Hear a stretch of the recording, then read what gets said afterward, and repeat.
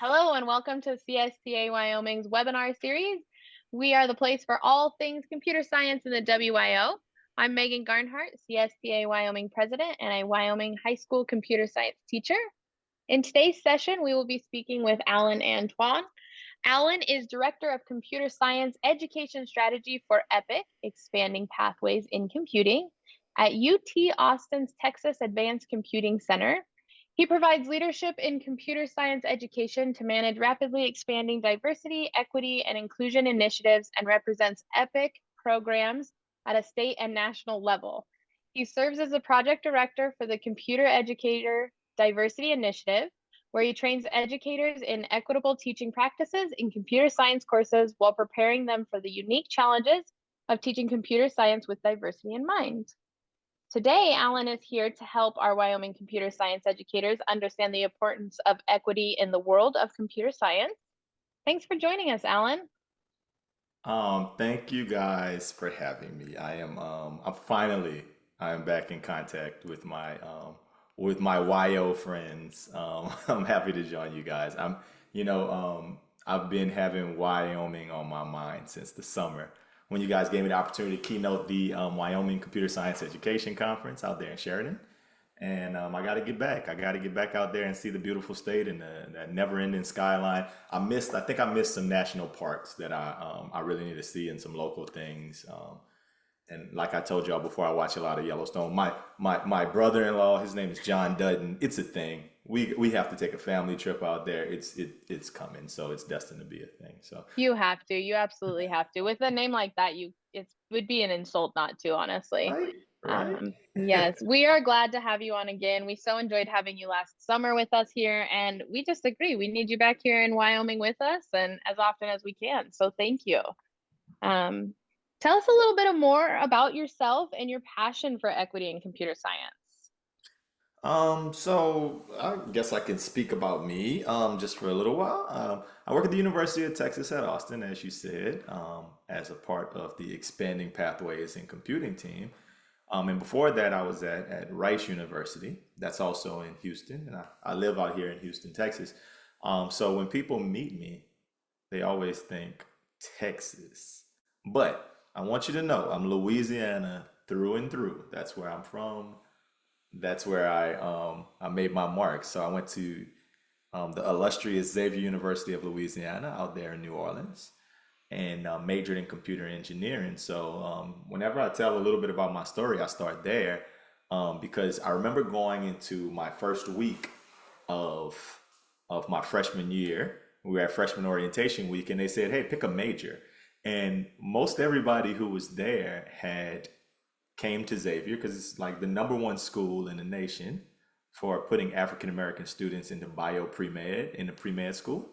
So most of my colleagues, classmates, my wife too, all went to school for bio pre-med, and there are a lot of doctors. And but I just kind of went because it was a family tradition in a school that I really was high on my list. But I decided to do computer engineering because um, the whole time I was in high school, I heard, "Hey, you're good in math. You should do engineering." And I had been exposed to computers. My mother was my high school principal, but before that, she was the computer apps teacher at my middle school. So, like, I always grew up with a computer in the house. We had an Apple II GS as my first computer, and I learned how to like I learned about computers and the basics and typing at a really young age.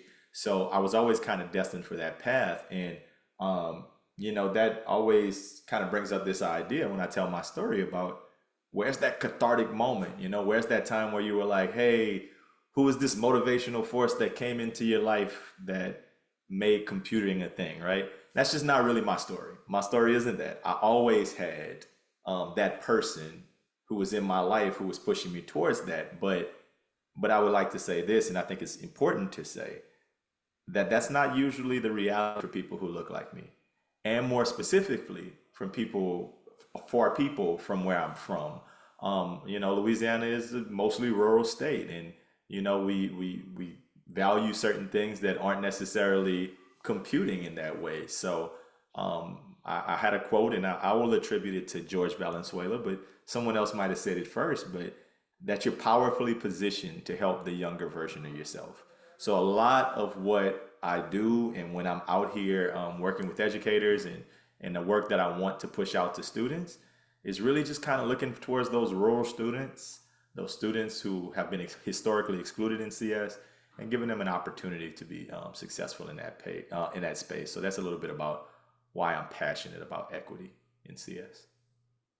I love that.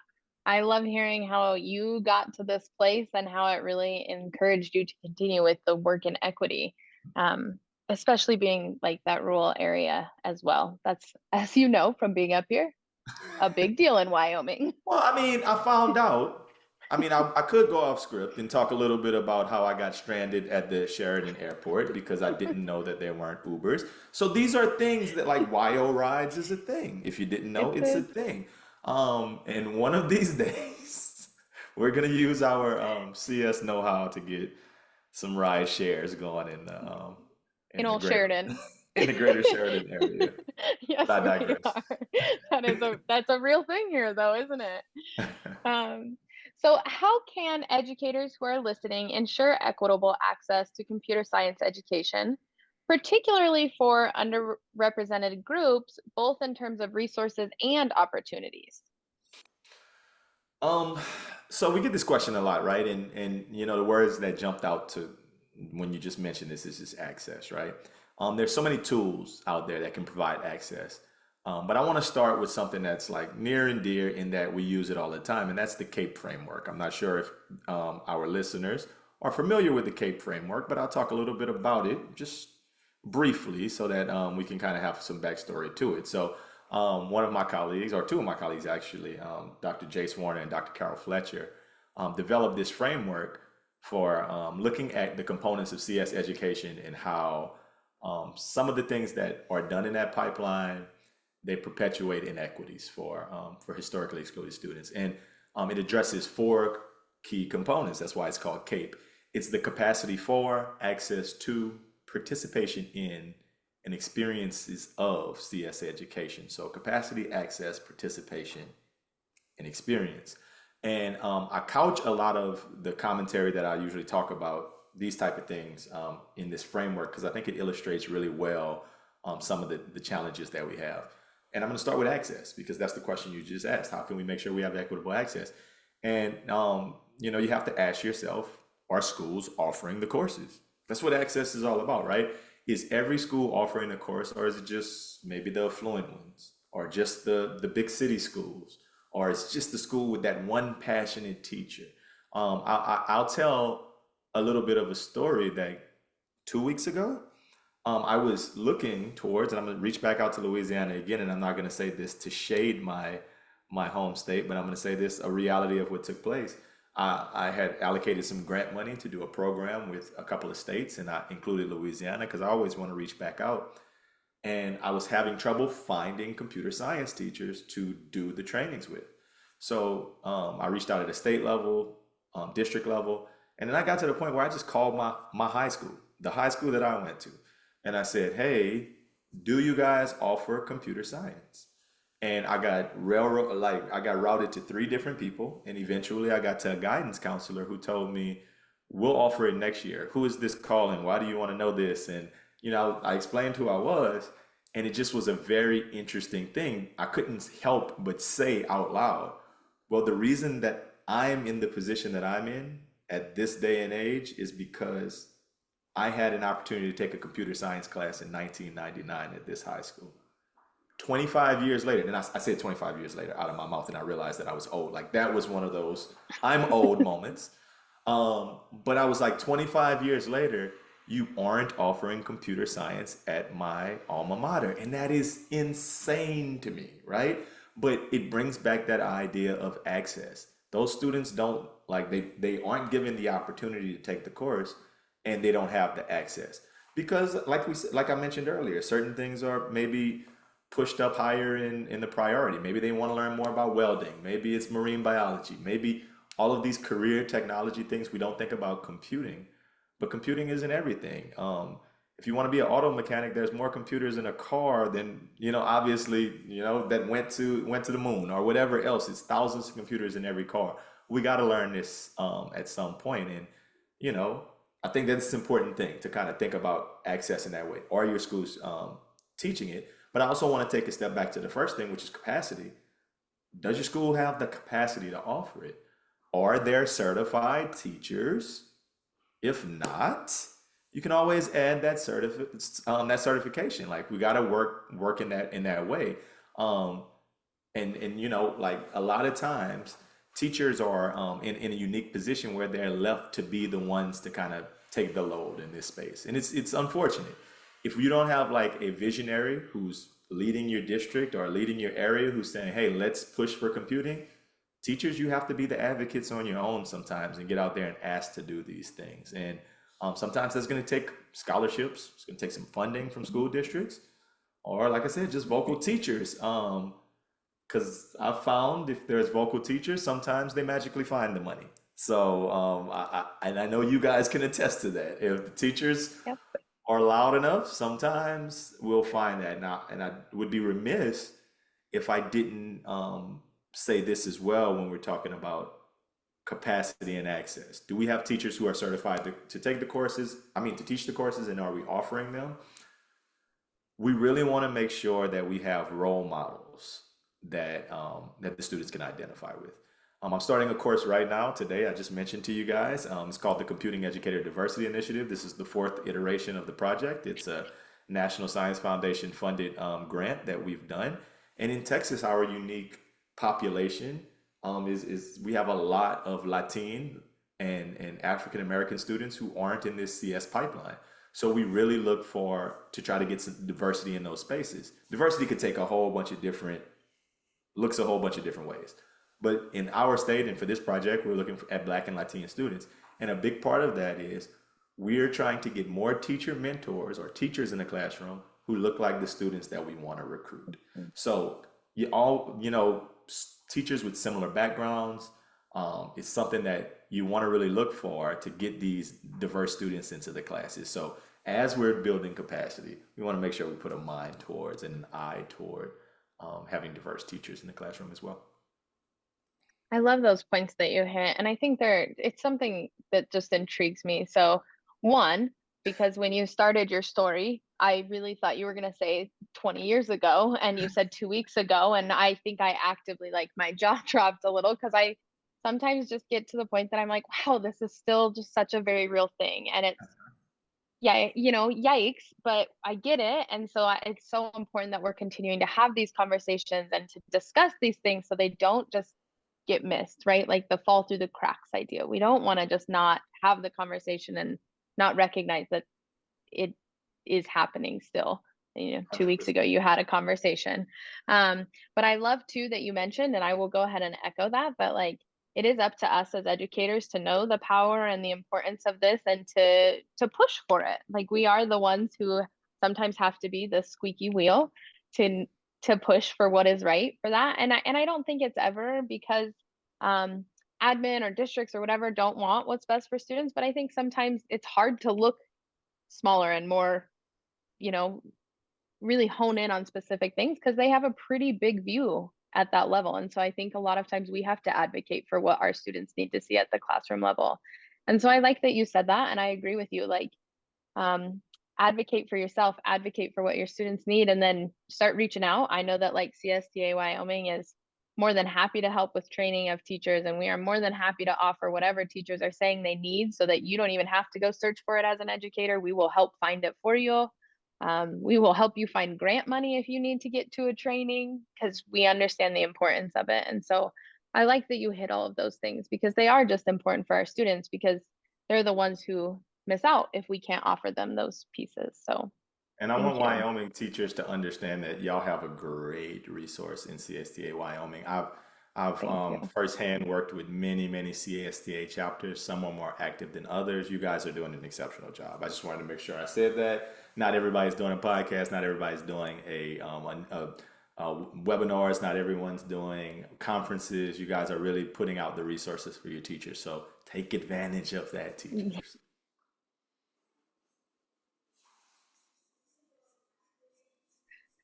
Leading the way is what Wyoming would like to be doing. shock people with our little rural kids coming out there knowing all the things about computers. Uh, so thank you for that. In what ways can educators address systemic biases and stereotypes within the field of computer science to promote a more inclusive and equitable learning experience for our students? Um, I mean, you use more words that, like once again, I'm gonna see this. You're gonna walk away singing the praises of the CAPE framework because it helps you answer a lot of questions, right? You talked about learning experiences, right? And now let's go back to the P and the E, right? And in the CAPE framework, like first thing that comes to mind is to lean in on inclusive teaching practices. Now, that's just not in CS, that's in teaching any subject, right? We have to be inclusive in how we teach. But, a few months back, I brought in a few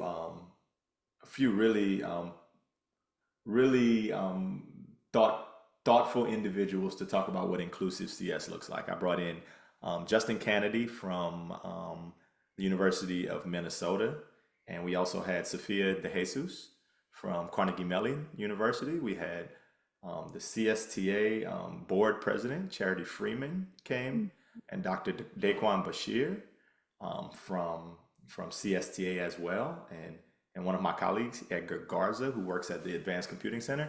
And we really leaned in for days to think about what inclusive teaching really looks like and what are some of those things that you really want to make sure are non-negotiables when we're teaching CS. And we landed on like four critical like domains that we wanted to focus on. One was like the learning environment. What does that look like? What's on the wall? How do the students feel in the classroom? Cultural representation. Are we really leaning into different cultural identities of the students? Student engagement, which is like my favorite thing. How do we motivate them? How do we keep them engaged in the class? And then lastly, the one that often gets left is student action and expression. And these are just some of the things that we really focused on there, like to have some of those conversations and start our thinking there. And things like getting up and moving around in the classroom, things like giving multiple different ways to answer questions and be successful, and um, be mindful of the images and examples that we use in our teaching materials. Or is it always the same looking person? Are we always using the same name or the same voice they're hearing? So hearing different people talk about CS, big part of having some kind of an equitable learning experience. And when I go back to the CAPE framework just a bit, um, we talk about experiences, and how does that instruction differ like across different subgroups, and who's participating in these courses, that participation experience piece. I think a big part of it is just examining the curriculum. Is what we're teaching, does it really live up to what we say we're about? Because if we say we're about inclusion, if we say we really want to bring in all of the kids to this space, then we have to make sure that the curriculum's not perpetuating stereotypes, and it's really talking about the contributions of different people in computing over the course of the time that we have. And I use heavy words, right? Every state is different. I live and work in Texas. There's a tackle on diversity, equity, and inclusion across the country. Texas is no different. A lot of states think they hear these words, they feel like they're terrible words. You can ban the word, but you can't ban the work. And the work is in that we really want to be inclusive for different student groups. I said it when I was in Wyoming. I was like, I know the population isn't like this the same as Texas, so I'm not going to have the same conversation. But I had a lot of conversations with teachers about rural communities, about how there's a lot of diversity in regards to socioeconomic status and different things of the sort. And we need to really make sure that we're letting everybody in on this pipeline because everybody's voice is needed. Yes. And I do appreciate that you continue to point that out too, because I think that's an easy and continue to point out that it's different every state, but like the conversation is still it's the same but different, right? How do I always say it to my students? It's the same words, different font, maybe is how I'm always telling them, like same words, different font, like we're saying the same thing. Our conversation on equity and what that looks like for inclusion is a little bit is different than a place like Texas, or is different than a place like Louisiana, because Wyoming as a whole is just different. But we still have, like you mentioned when you were here, like our socioeconomic status is still very vast in Wyoming, and there is a lot of variety there. And so the conversation still needs to be had, and to make sure that our students are still seeing that. I think it's important too, and I always look at this as a teacher in Wyoming, as a parent in Wyoming, of my children and my students will eventually leave Wyoming, even if for just a bit. And so they still have seen and recognized other places as well, so that they feel that they belong in other computer science environments as well. Um, Feeling welcome in this environment of computer science doesn't mean you leave here and you feel welcome somewhere else. And so to let them see lots of different faces and hear lots of different voices might not matter necessarily right this moment for them, or they might not see that big picture, but someday it really might matter. And so I think that's important too in Wyoming, for us to like big picture.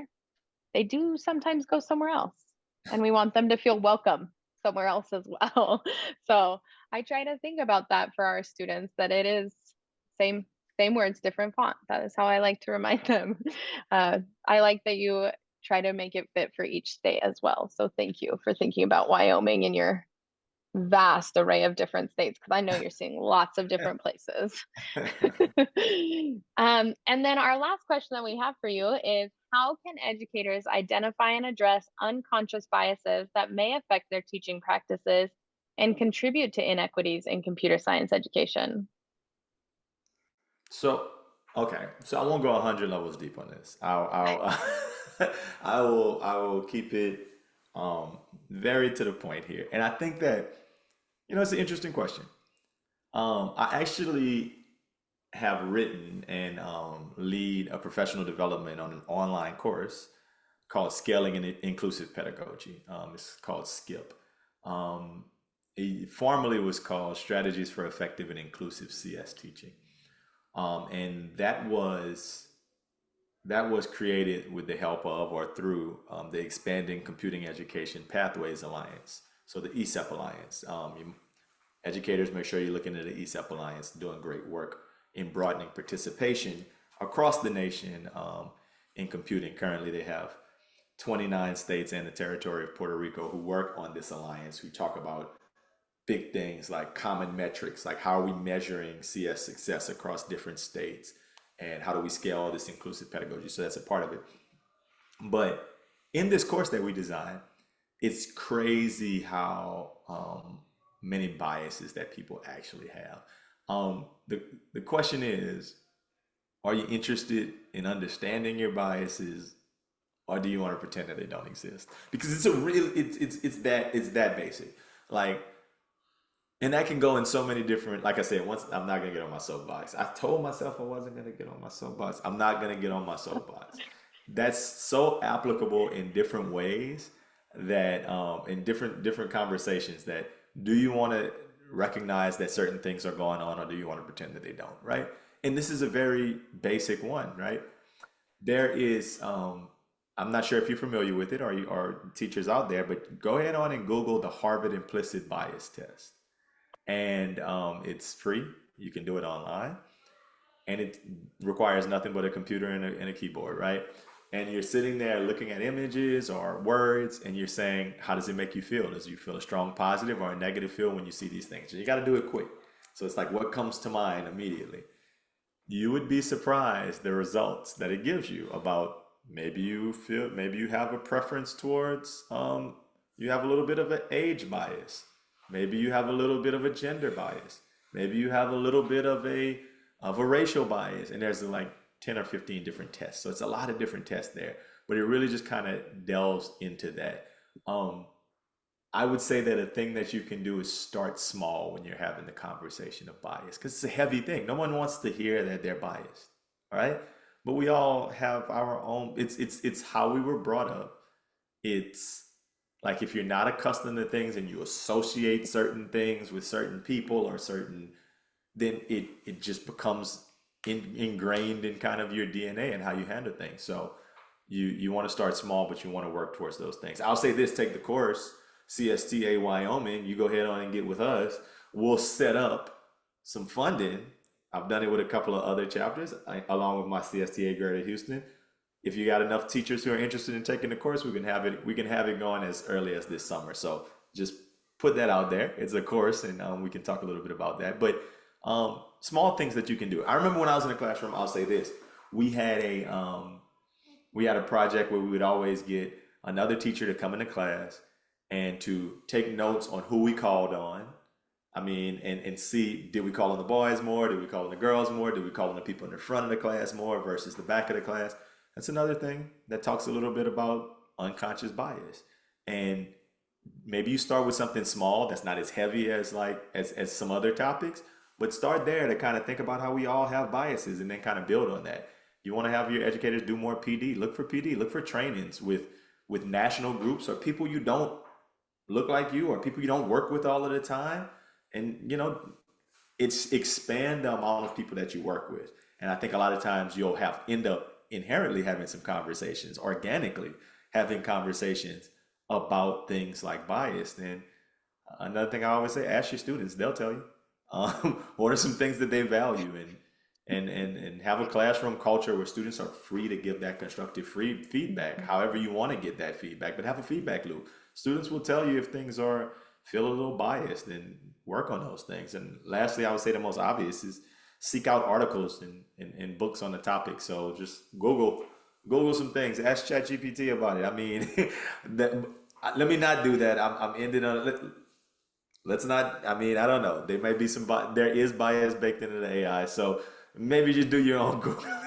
You, I know I you're hopping to jump in there, Megan. I like it though. Honestly, I'm like, I kind of like the idea of asking AI to like tell me what some of my biases are. Like, honestly, especially if I'm using ChatGPT a lot, which I am, I feel like it could probably tell me.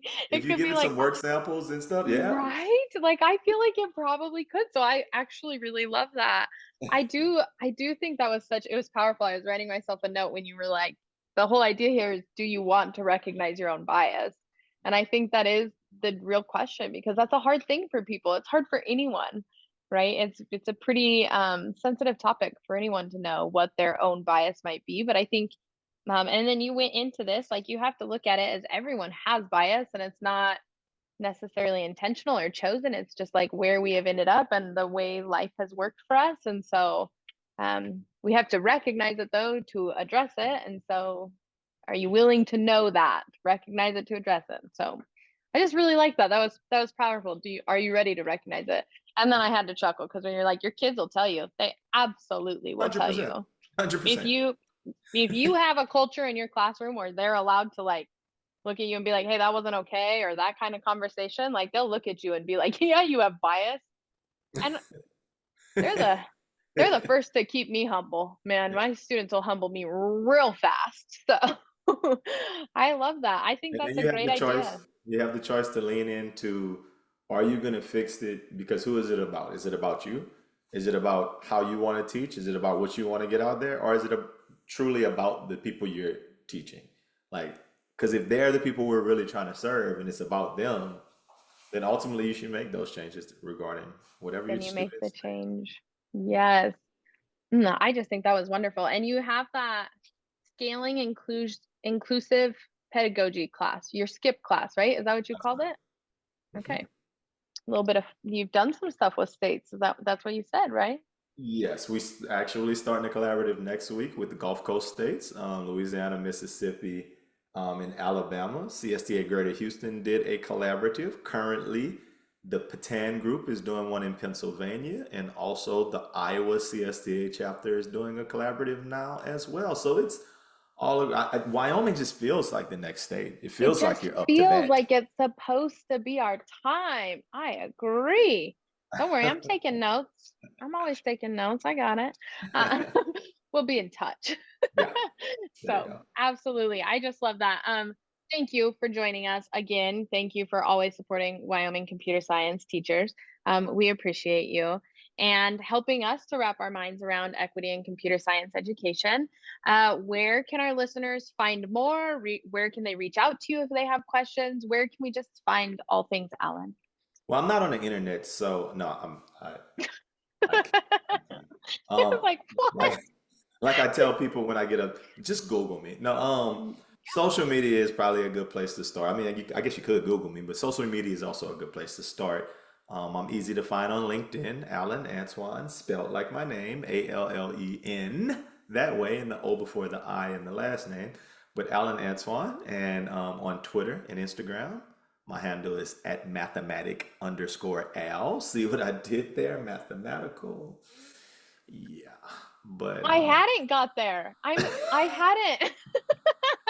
When you're like, see what I did there so casually, I was like, no, that's so good. it's a thing. It's a thing. That's so good. It's a thing. Um, I'm that's not so on good. We will TikTok. add those. I'm Not not on on TikTok. TikTok because I just told you, 25 years ago, high school. I'm old. I can't be on like I think I'm phased out, but I'm probably still on MySpace or College Club if you look for me. So there you go. Not hard to find at all. Perfect. And we will link some of your information in ours as well when we post everything so that folks can easily get in touch with you as well. And a quick reminder to all of our listeners, you can also follow us on Twitter and Instagram and Facebook. That's where you will find information like how to get in touch with Alan, um, and keep up to date with all of these cool things happening with CS. And we hope to see you at the WACD conference this year, June 10th through the 13th, where CSTA Wyoming will be providing 3 days of computer science PD just for all of you guys. And if you have a cybersecurity resource that you would like to share with us, please reach out because that is where we are headed next. Alan, thank you again. We appreciate it. No, thank you guys for having me. It was lovely.